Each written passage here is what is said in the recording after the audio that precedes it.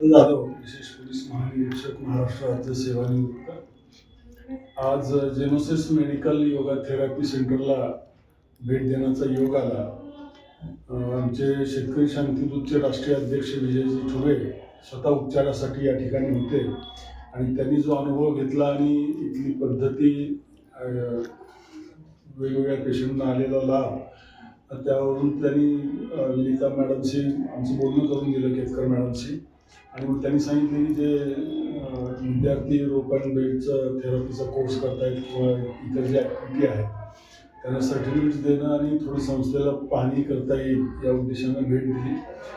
पुण्यासारख्या शहरामध्ये एवढी मोठी पेशंट्सची सेवा करणारी संस्था कार्यरत आहे याची आम्हाला कल्पना नव्हती.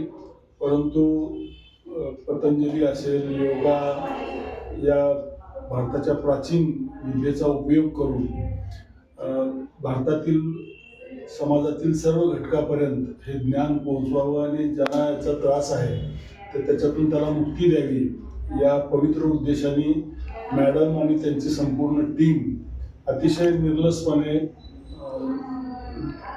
ज्याला आपण डिव्होटेडली म्हणू असं हा प्रयत्न आहे. तेव्हा या अशा कार्यासाठी आमचा पूर्ण या संस्थेशी येणाऱ्या भविष्य काळामध्ये टायअप आम्ही करणार आहोत आणि शांतिदूत परिवार असेल आणि इतर वेगवेगळ्या ठिकाणी समाजातल्या वेगवेगळ्या घटकासाठी, विशेषतः त्यांची इच्छा आहे शेतकरी आणि महिलांसाठी, परंतु त्याही पुढे चालून हे ज्ञान आणि याची माहिती सिनियर सिटीजनसाठी तर खूपच मोलाची आहे. त्यांच्या जीवनाला कलाटणी देणारे किंवा उर्वरित जे त्यांचं आयुष्य आहे ते खऱ्या अर्थानं अतिशय आनंदी ह्याच्यात जाण्यासाठी या सर्व गोष्टीचं ज्ञान महत्त्वाचं आहे. पण त्याही पुढे चालून जिथे जिथे शक्य आहे तिथं शाळा आणि महाविद्यालयामध्ये तरुण पिढीमध्ये सुद्धा हे ज्ञान पोहोचलं पाहिजे.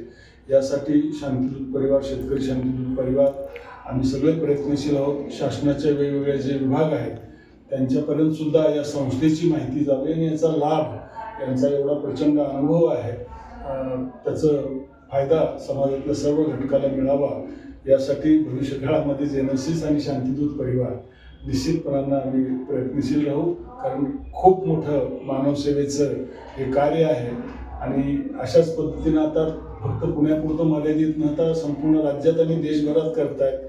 तर भारताची जी जुनी दिवस होते, ज्याला आपण खऱ्या अर्थानं ज्या क्षेत्रात आपण विश्वगुरू आहोत ते विश्वगुरू बनवण्याच्या प्रवासात आपलं महत्त्वाचं योगदान आहे.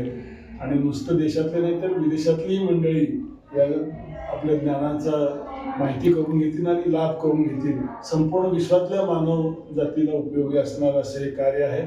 खूप खूप धन्यवाद.